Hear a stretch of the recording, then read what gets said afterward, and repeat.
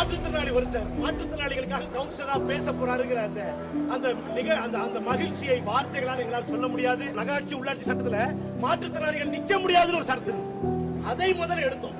அப்புறமா மாற்றுத்திறனாளிகள் நிக்க முடியும்னு வாங்கிருக்கிறோம். இப்ப மாற்றுத்திறனாளிகளுக்கு பதவி வாங்கியிருக்கோம். நீண்ட நெடிய போராட்டத்தினுடைய அற்புதமான விஷயம். இதை உறுதியாக்கிய சாத்தியமாக்கிய திராவிட மாடல் அரசு, தலைவர் கலைஞர் வழியில திராவிட மாடல் அரசு. இது திராவிடம் சமூக நீதினா உடன்பால் ஊனமுற்றவர்களுக்கான நீதியும் சேர்த்ததில் இருக்கிறது என்பதுதான் அர்த்தம். சமூகத்தால் ஒடுக்கப்பட்டவர்களுக்கு மட்டுமல்ல, உடம்பால் ஊனப்பட்டவர்களுக்கான நீதியையும் சேர்த்து வழங்கினால்தான் அது சமூக நீதி 360 டிகிரி வரும். இன்னைக்கு 360 டிகிரி இந்த அரசு தொட்டு இருக்கிறது.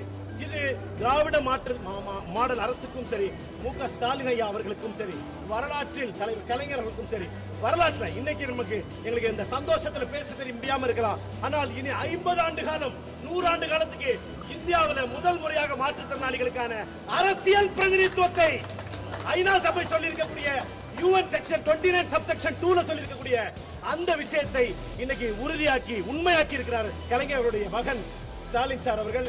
Sir, thank you so much Stalin sir, we love you sir. இந்த வார்த்தை thank you is a small word sir. Sir, thank you சொல்லி முடியாது சார். எனக்கு எங்களுடைய கடைக்கோடி ஊனமுற்றவன் ஒருத்தன் அவன் பேசுறது என் கண்ணில் தெரியுது சார். சார், அதுக்கு நீங்க தான் காரணம்ங்கிறத இந்த வரலாறு சொல்லும் சார். சார், பத்திரிகைக்கு பேட்டி கொடுக்கல sir. Sir, we love you sir.